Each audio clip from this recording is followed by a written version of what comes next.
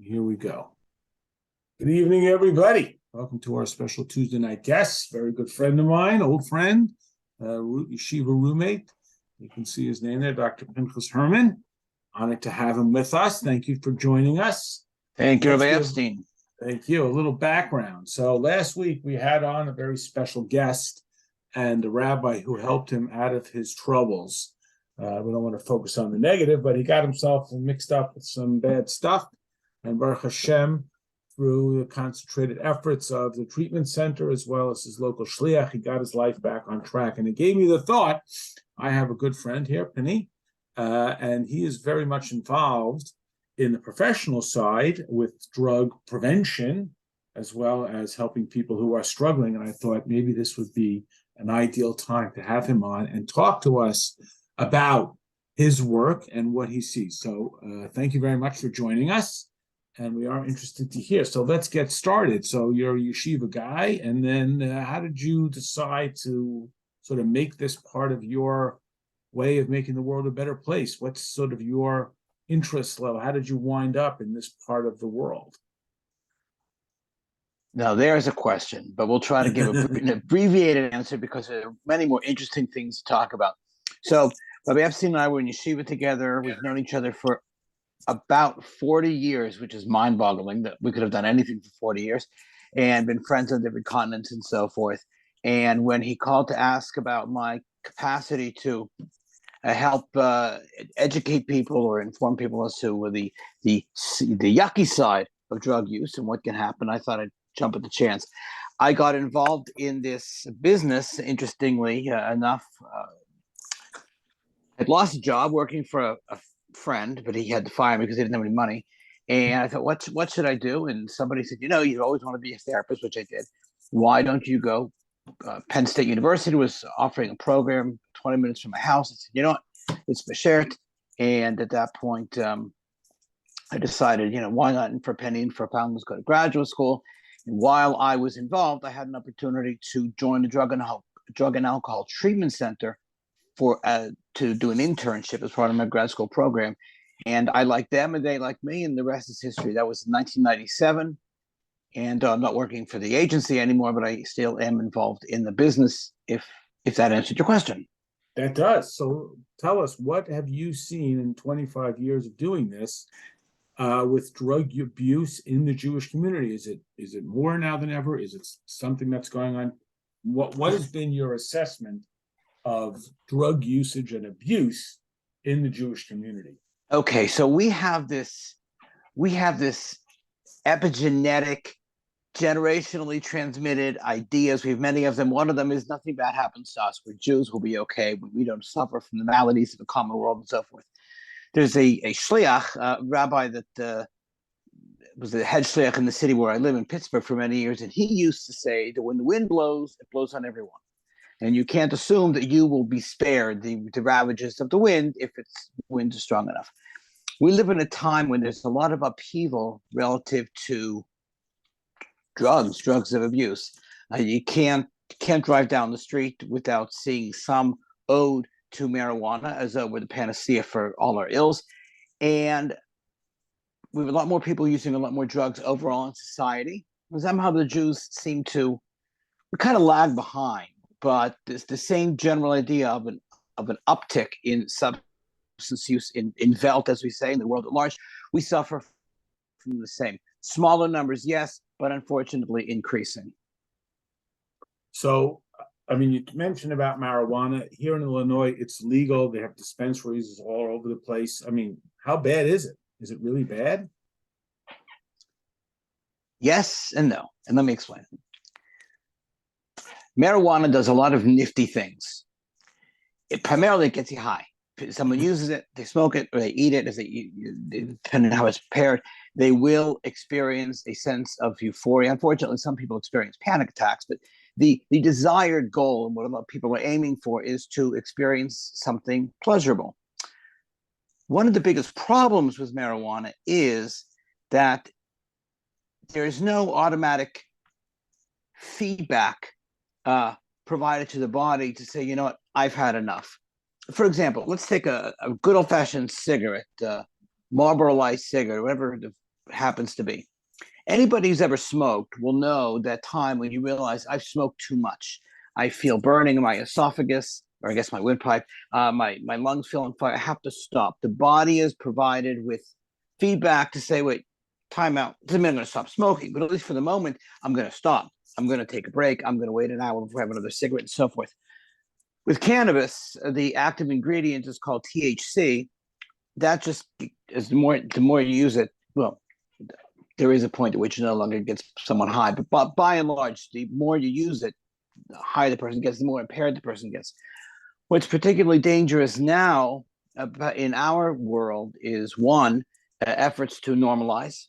Spencer, as Rabbi Epstein said, how bad could it be? It's legal. How bad could it be?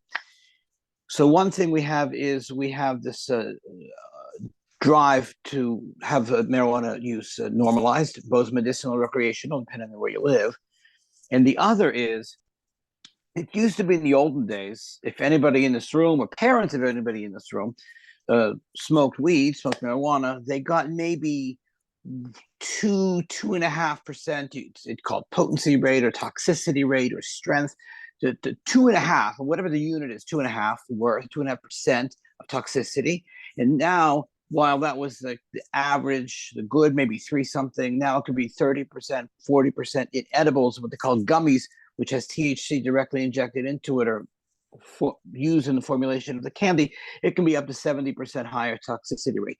So you're taking largely adolescents who have been led to believe that it's not a big deal, and they are using a substance that can have direct negative impact on the mind. I may be going a far field of the question, but I have the mic, so I'll just keep going. You have this toxicity rate, which means that strong chemicals going into the brains of budding adolescents whose brains are still growing. Marijuana, unfortunately, does 2 things as far as the brain's concerned. One is it makes it difficult for the brain to retrieve information learned and store in the long-term memory. And then it also, niftily enough, it also impairs the brain's capacity to file material away in the long-term memory to begin with. So a guy smokes weed, he's high, he's feeling no pain, decides to read a book, he's reading the book, nothing, or I don't speak in absolutes, much less than normal, the amount would go into the long-term memory, and he'd be able to retrieve that much less at a later date. So what would your response be to somebody who says, oh, come on, it's just for fun, and it's no different than eating candy bars, and what are you being such a fuddy-duddy about, and it's everybody does it, and et cetera, et cetera. What would be your response to that? And especially if you put yourself in the position where you have a teenage child and they're saying, hey, it's legal, everybody does it, and what are you making such a big deal? How would you guide a parent to best explain to an impulsive 17-year-old why it is a big deal and to be avoided? Okay, that's a good question. A bunch of questions in there. Okay, listen, Mr. 17, well, we were Jewish, so we have to. Excuse me, Mr. 17-year-old know-it-all person. If you're not looking to get high, why bothering? Why bothering? If it's not going to get you high and that's what you're after, so go get a candy bar of which you spoke. If there's no difference, get a candy bar. Why are you going after weed? People go after weed to get high. They don't go after weed, well, for any other reason. Now, some people will tell you that they have medical ailments. That, by the way, can I touch on something with medical marijuana? When I was giving a talk to some high school students and came up about medical marijuana and New York. The governor of New York at the time, and I don't remember exactly when this was, so it was one of a couple different possibilities, but he got upset that people were driving from Vermont over the border, from New York over the border into Vermont to buy marijuana because it was legal at the time in Vermont, not in New York. So he was trying to rush the legislature to vote on medical marijuana, whether it should be legal. So the legislators were voting on a healthcare issue. Do you want to do we have our legislators vote on whether we should go into the hospital for a broken leg or pancreas or whatever? Of course, no medical doctor, but we have the legislators taking care of the laws, and we have the doctors taking care of the medical. And why do we suddenly have this mix? It's a sham. It's a legal way to collect a lot of tax revenues. The governor of New York did not want going into Vermont. He wanted to stay in his state, and so they rushed this through so that they could declare something which they readily say is for medical reasons as legal. What happened to the FDA? What happened to any one of medical boards, the American Medical Association, and so forth, for their input as to whether something should be medicinally approved or not the legal people. But I may have gone off from your question. What would you recommend? That's if a parent sees a child and the child just wants to fit in, they just want to participate, and quote unquote, everybody's doing it, and the child's afraid to say that they don't want to do it only because they don't want to be isolated and separated out from all the other kids. Okay. What tools can you give a parent in that kind of circumstance? So interestingly, even though the everybody's doing it, I guess the everybody's doing it has always been around. It's just maybe the consequences of giving in to everybody were less. The it has changed, but everybody's always been doing it. They're good. Yeah, well said. Well said. So, first of all, I would ask the child what he means by is everybody doing it. And I try to engage in conversation, because chances of everybody doing it is really very slim. There are different studies that talk about amounts of marijuana use, but everybody has pretty much under 50% of the population, which means you have more people not using, people who are using. What I would do is I would talk to this child and just see, well, first of all, if you're just talking to the child now, you've missed X number of years of building a relationship, but that's a topic for a different event, a different evening. Nonetheless, all the other kids were jumping off a bridge. Would you jump off the bridge? The fact is, most people probably do. They do what most people do. Well, there is that, friends know better than everybody else. But the first thing I think we need to do is to be gathering data, because an emotional, heartfelt plea is only going to go so far. And some kids, I don't really want to mess with mom and dad, and I don't want to embarrass them, and I don't want them to feel bad. So you know what? Forget it. I'm not going to bother, getting high.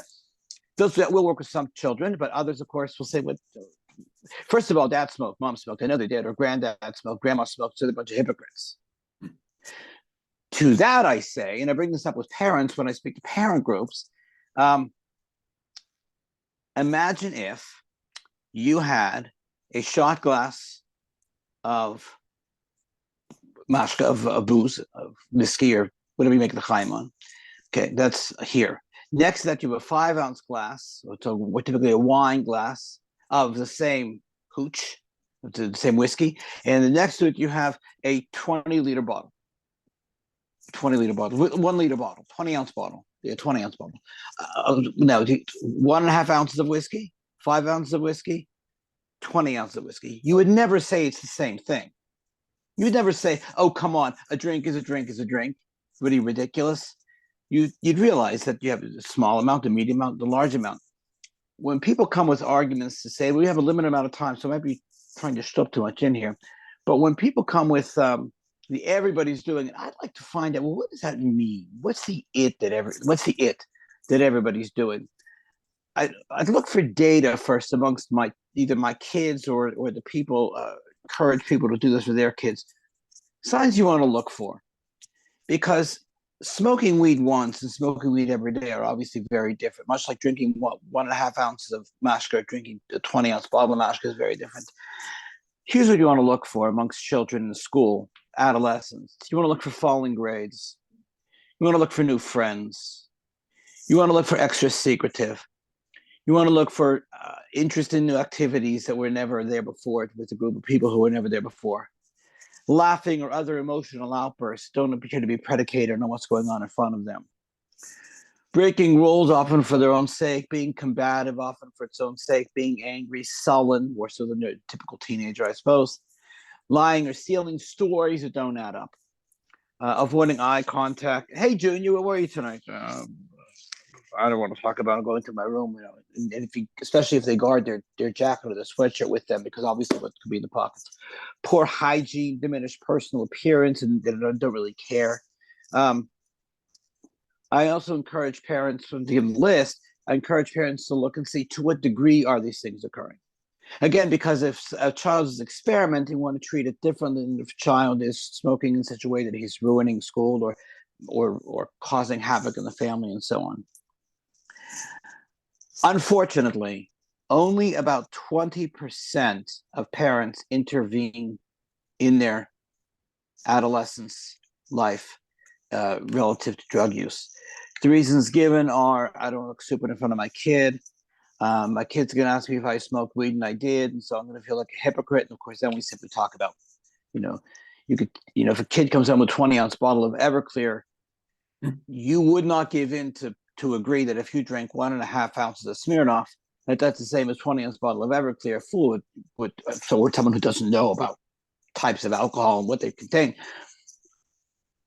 It is not a one-size-fits-all approach. So what we want to do is assess the degree to which it looks like a child is impaired or under the influence of the behavior, if not the substance at that moment. And we then want to try to nurture a relationship, which hopefully has been going on until then. We want to find out what kind of behavior the kid's involved in. The parents are really concerned. I encourage them to go to a local drug and alcohol treatment center just for an evaluation, or call a treatment professional just for an evaluation and assessment to see to what degree does it look like this kid has a problem.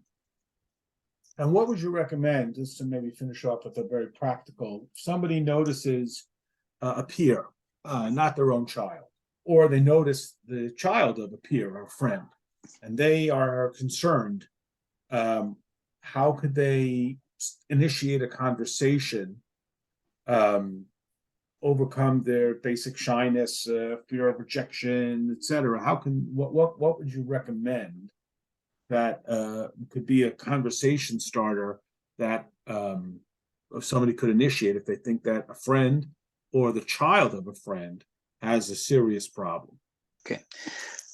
I would hope that if a guy saw his friend's child engage in dangerous behavior of any sort, that he or she would go to their parent and say, this is kind of uncomfortable, but I saw Junior on Simcha Star. He was chugging bottles. I just wanted you to know. You normalize it. This is what kids do. This is what kids do. This is what adults do. People like the feeling. People like the experience. People often get taken up in the behavior. It's quite unlikely that somebody is going to use substances of abuse recreationally and develop a problem right away. With opiates, yes, but we're talking about alcohol, marijuana, and the marijuana, various forms of it, the vaping. People are not going. It takes a while to develop a problem, so you have some leeway. It's not like you got to run in that day and say something. You can find a quiet place to talk to your friend and say, "Listen, I wanted you to be aware. If it were my kid, I'd want someone to tell me I saw so and so doing such and such. I thought you'd want to know." Fascinating. Okay, we're going to give people a chance. I want to be respectful of the doctor's time, but if people want to unmute and jump in with a question, I forgot, as always, to dedicate our learning for Bill Habastador of Abraham Kohen. You always tell me right before, and then I forget.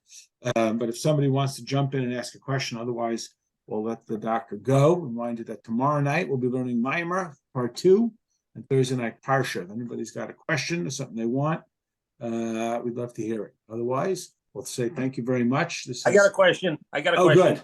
Okay. So, doctor, what is the forecast for the next 25 years now that the children growing up in the 70s, now that things are legal? I know of people that are still smoking marijuana or taking the THC or the gummies on a regular basis that are in their 60s and 70s. What kind of physical effect does that have on them? And on the long-term effect, what are you predicting in the next 25 years now that the government is making so much money off of the sales of marijuana? Okay, excellent. Well, yeah, let's see how well I do. So cigarettes made in this country have a filter, and they carry all manner of warning. Last I checked, joints do not have a filter. Not only do they not have a filter, but you don't know what you're getting. I'm prone every now and then to migraines. They never strike at a good time. But one time I was actually speaking a group of adolescents regarding substance abuse issues, and I felt a migraine coming on, and I announced or asked the people, whose school it was, said, would you ask if anybody has any Excedrin? I said, I have about 10 or 15 minutes to get Excedrin in, and then it quells the migraine. It was probably nerves, and be on my way. I could continue with our presentation to do. And they gave me Excedrin, I took it down, and within 10 minutes, my migraine was entirely gone. So I mention this because anywhere in the country, anywhere in the world, I would imagine, Excedrin is Excedrin. It's made the same. It's the same formula. It's the same pills from the same factories and so forth. I don't have to worry that someone's going to slip in something to my Excedrin that's going to stop it from having the desired effect. On the contrary, I know that time I was in Brooklyn, a drugstore in Brooklyn had the same Excedrin as my drugstore here in Pittsburgh or anywhere else I go. With marijuana, we are not so lucky. It is cut with everything from rat poison, which is actually true. It is cut with formaldehyde. It is cut with ammonia. It is cut with, someone just told me cat food, which I really had some trouble wrapping my mind around.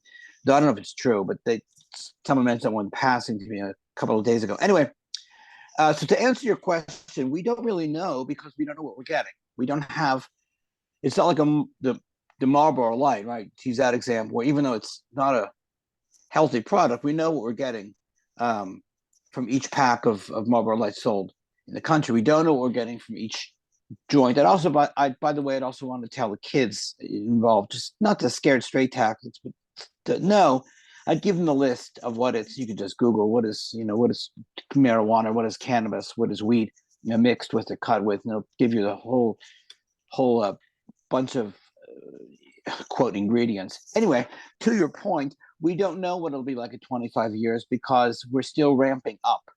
So it's still gaining normalcy, it's gaining allure, it's gaining a lot of legislators coming up with a lot of tax revenues for the country. So people are going to keep smoking, I suppose. And I don't mean to sound overly negative, but until there's been some pushback already because some states have realized that all that glitters is not gold.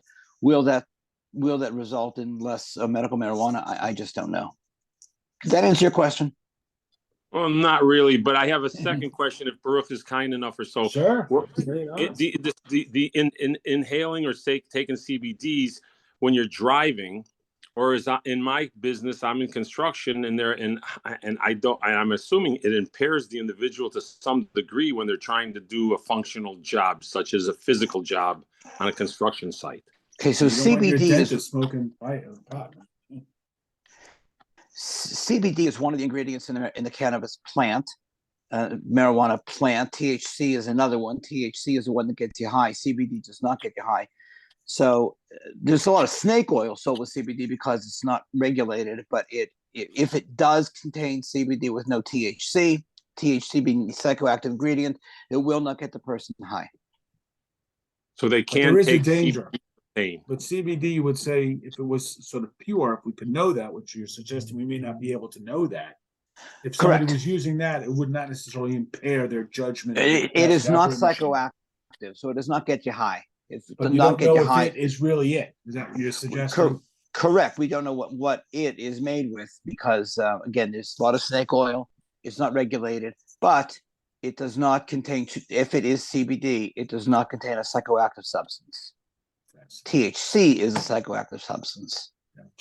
Okay. Wow. Well, if you grew up with Baruch, which it sounds like that you were roommates with him or the same yeshiva or whatever and everything, we want to thank you for coming tonight.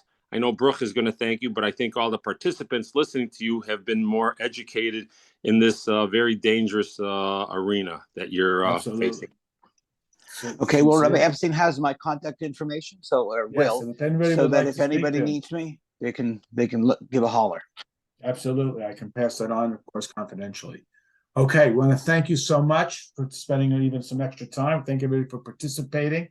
Again, I apologize for forgetting to do the dedication, which happens almost every night.